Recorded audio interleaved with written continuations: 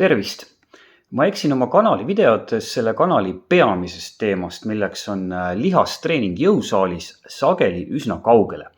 Ja ma teen seda tegelikult taotluslikult, sest tervis ja hea elukvaliteet ei sõltu ainult sest, kas sa teed regulaarselt lihastreeningut, vaid neis mängivad väga olulist rolli ka näiteks aeroobne treening, toitumine, korralik ööuni ja paljud muud asjad.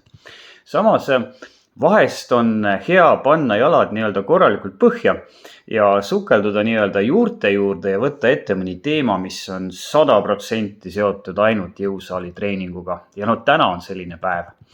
Niisiis, saage tuttavaks, ringi paremas nurgas on meil tavakükk kangiga, tuntud ka kui kükk kangiga turjal. Tegemist on ühe kõige olulisema jõusaali harjutusega alakeha jaoks, mis kasvatab edukalt nii tuharalihaseid kui ka reie nelipealihast, andes olenevalt küki alaliigist rohkem või vähem koormust veel paljudele erinevatele ülakeha, alakeha ja vaagna piirkonna lihastele. Tavakükk on, võib öelda, miljonite lemmik, tõenäoliselt enim levinud jõusaali harjutus üldse. Võiks öelda, et tavakükk kangiga on lihastreeningu superkangelane. Ringi vasakus nurgas on eeskükk kangiga, tuntud ka kui kükk kangiga eeshaardes. Tegemist on oluliselt vähem levinud jõusaali harjutusega alakeha jaoks, mis kasvatab aga samamoodi edukalt nii tuharalihased kui ka reie nelipealihast, andes olenevalt küki alaliigist rohkem või vähem koormust veel paljudele erinevatele ülakeha, alakeha ja vaagna piirkonna lihastele. Eeskükil on tavakükist fänne suurusjärgu võrra vähem, aga need, kes seda harjutust sageli teevad ja armastavad, on oma valikueeliste osas üsna fanaatilised ja väidavad, et eeskükk on tavakükist oluliselt efektiivsem. Ma pean nüüd tegema väikese ülestunnistuse. Nüüd, kus me oleme nende tänaste võistlejatega tuttavaks saanud, mulle nimelt isiklikult eeskükk absoluutselt ei meeldi. Mulle ei meeldi seda ise saalis teha ja ma ei õpeta seda ka kunagi oma klientidele, välja arvatud mõningad üksikud väga harvad juhused, kui klient ise väga seda soovib. Kui ma võrdlen kangiga tavakükki ja kangiga eeskükki, siis on eeskükk esmalt palju ebamugavam ja selle korrektne sooritamine nõuab äärmiselt suurt tähelepanu. Sest kui üldiselt tekib jõusaalis vigastusi väga harva, siis eesküki puhul on vigastusoht minu hinnangul tavalisest kõrgem.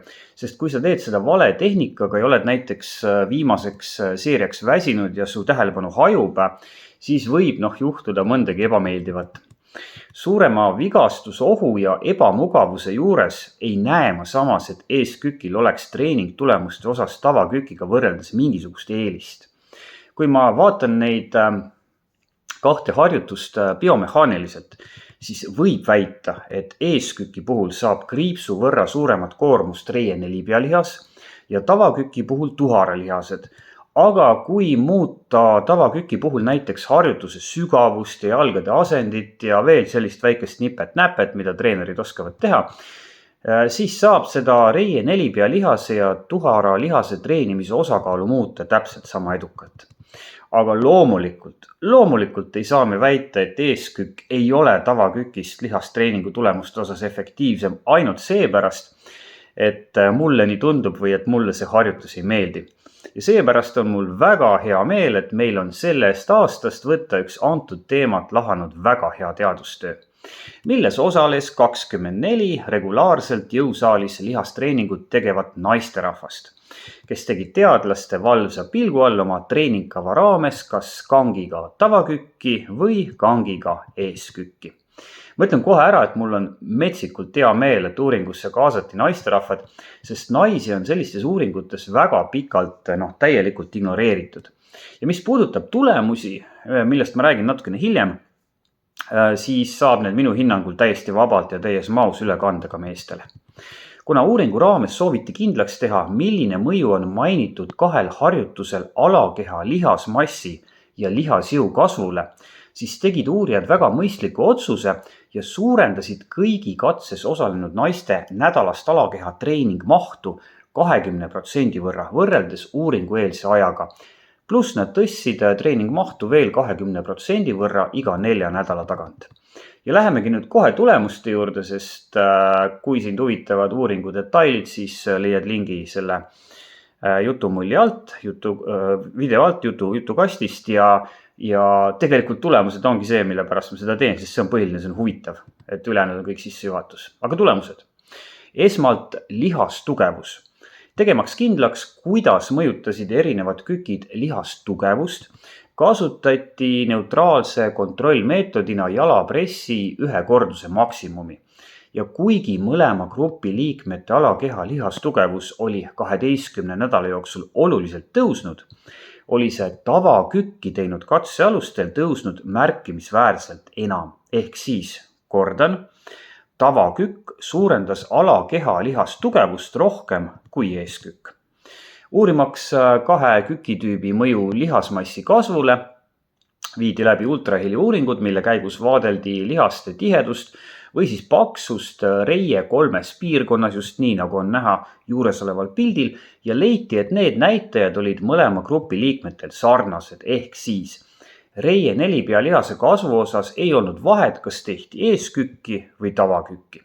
Natukene on kahju, et teadlased ei teinud sama mõõtmist läbi tuhara lihasele, sest nagu ma eelpool mainisin, peaks inimkeha liikumist vaadates teoreetiliselt tavakükk treenima tuhara lihaseid eeskükist paremini.